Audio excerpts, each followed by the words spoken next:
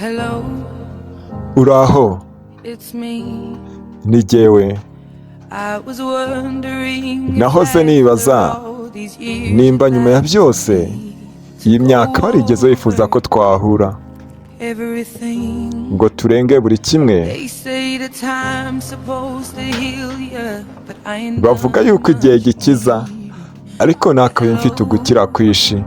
Uraho, ese ushobora kunyumva? Ndi muri California, nibaza abo twari bo igihe twari batoya ndetse tubohotse.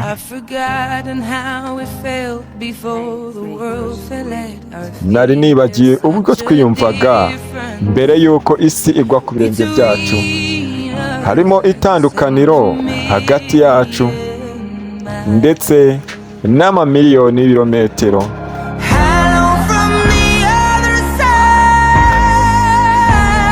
Ndagusuhuje guturuka ku rundi ruhande.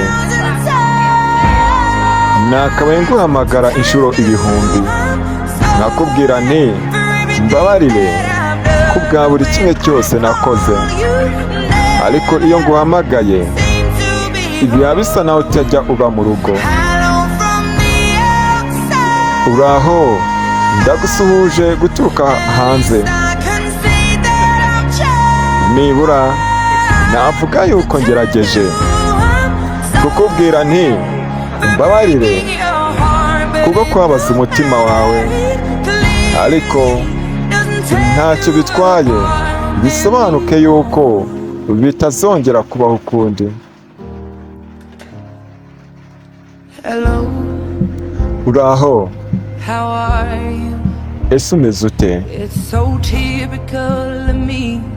Ndumva bifatika kuri jyewe kwivugisha maze nkavuga nti umbabarire. Nizera yuko umeze neza. Ese wabashije basi kubaho neza muri uwo mujyi aho ngaho?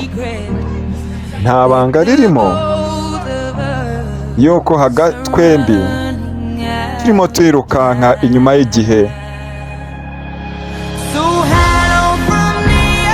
None ndagusuhuje kuva ku rundi ruhande. Nakabaye nguhamagara inshuro ibihumbi, nakubwira nti mbabarire ku bwa buri kimwe cyose nakoze. Ariko iyo nguhamagaye bisa naho utajya uba mu rugo. Ndagusuhuje kuva hanze. Nibura nshobora kuvuga yuko ngerageje kukubwira nti mbabarire kubwo kwabaza umutima wawe. Ariko ntacyo bitwaye. Bisobanuke ko bitazongera kubaho namba.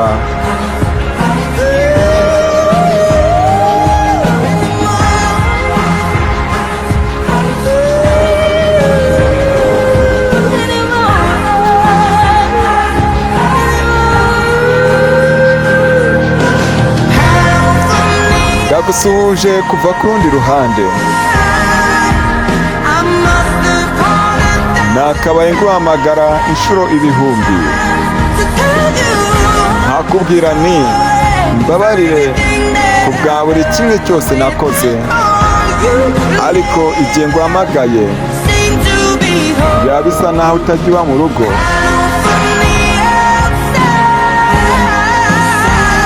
Ndagusuhuje kuva hanze.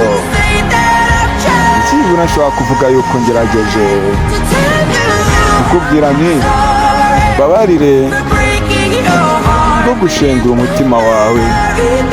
Ariko ntacyo bitwaye. Byibura bisobanuke yuko bitazongera kubaho indi nshuro. Murakoze kureba Mediated Translator. See you.